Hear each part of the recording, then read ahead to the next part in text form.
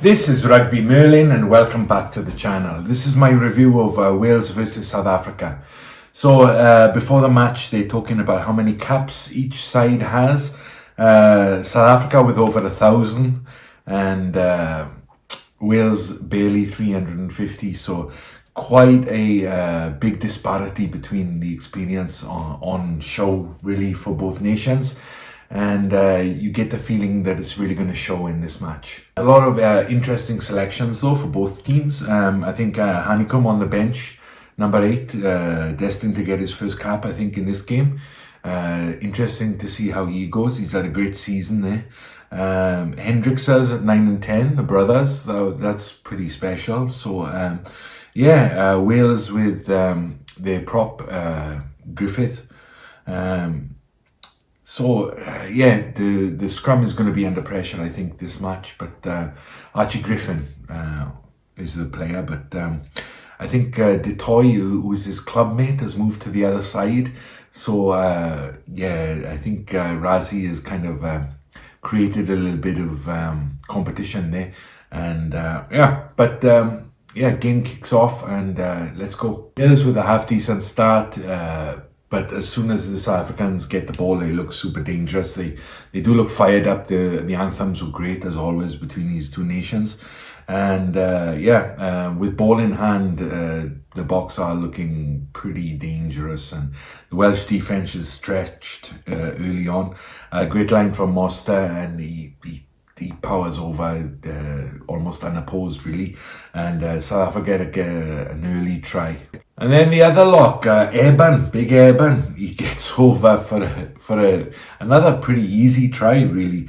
And Wales are just getting bullied physically now, which happened for periods of the game against Australia, but it's really prominent in this early section of this match. So South Africa already 12-0 up. Wales are really going to have to dig deep in this match to get any kind of result.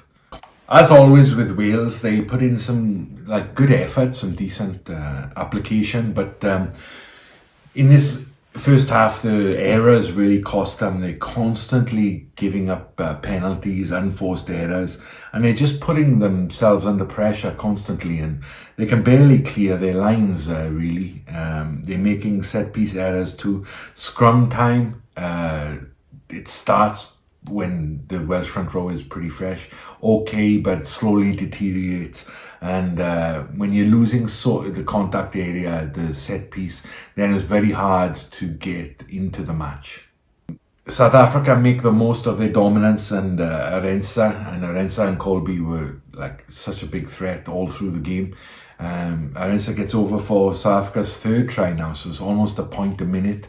It's 20 minutes gone roughly, and 19-0 now to South Africa.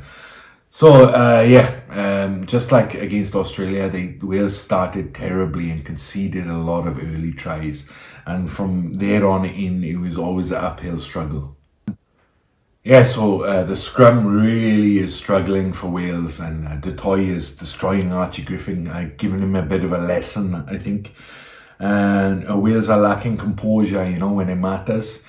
And that makes it very hard to get back into the game. Kolisi does get over for seemingly South Africa's fourth try, but it is called back for a knock-on, and it's still 19-0, so a little bit of a lifeline for the Welsh.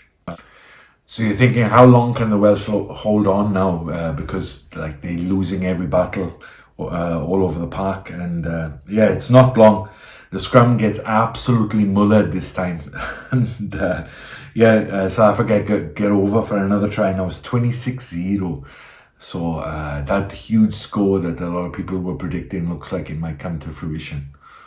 But just before half-time, Wales do get a try in. And, okay, I'll give them that. They kind of deserved it, I think, with the effort they put in. But still is a long way back. And it's 26-5 to the Boks going into the halftime whistle.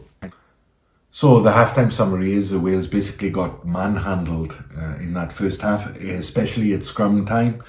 Players like Jack Morgan, Dewi Lake, they're going to have almost a 30 game tackle count, I think. And, it's a shame for them, particularly like Jack Morgan. He's a little bit of a superstar player, I think, but playing in kind of not the best side. The Boks look a little bit too comfortable towards the end of the first half. They conceded that try, so during the break they're going to want to refocus and come out again strong. For Wales to get any kind of respectability out of the game, they're going to have to score early in the second half. So let's see how it goes. Yeah. So a few errors from the Boks early in the second half, and that's what Wales would have wanted, really. They do attack, but they keep giving the ball away. They keep conceding possession to the Boks, and that's absolutely what you don't want. And I think that's a weakness of kind of GATLAND's strategy. Is still employing the box kick, but the defense is just not up to the task. Farsi gets over in the corner and he's fired up. Definitely in this match, and he had a try disallowed in the first half, but he gets one on the board now, and it's 31-5 to South Africa. After this point, the heads kind of do drop a little bit for the Welsh, which has been the case in the last few games, which is why maybe a change of management, a breath of fresh air into this Wales camp might be a welcome kind of reprieve for them. But Steenkamp gets over, Wales are under constant pressure. And I'm thinking now, please don't ship 50 points again. And that's low expectations, right? We shouldn't really be thinking that about a professional international rugby team, but there we are. There's a consolation try for both of them who played his guts out, really, I think. And they battled hard all through the match, but eventually the score finishes 46-12. So a comprehensive defeat for Wales again. It could have been more, really, I think. But South Africans, I think, maybe took the foot off the neck a little bit in the second half. A lot of subs coming on. But Wales just not out of the races, really. They're playing at two completely different levels. And maybe last call for this kind of regime, I think. They've had the opportunity. They've been given a good 12 months to get the winners, get a couple of wins, but it hasn't come about, and the performances seem to be dropping off more and more with every game, to be honest. But as a Welshman, it's very disappointing. But we were playing the world champions, and South Africa, a very dominant physically team. Not really surprised by the score, I gotta be honest, but nice to see from South Africa's point of view, Rassie is still sticking to his mantra and bringing players through, and it's pretty great, and that's the way to do it, forward planning. You keep the boys with experience there, and then you bring the youngsters in to learn from them. Congratulations to South Africa. I think that's it now, their last game. So they've had a very successful autumn series. And on to the next one, I guess, which will be next year sometime. But thank you very much for listening if you've made it this far, and I'll see you for the next review. Bye-bye.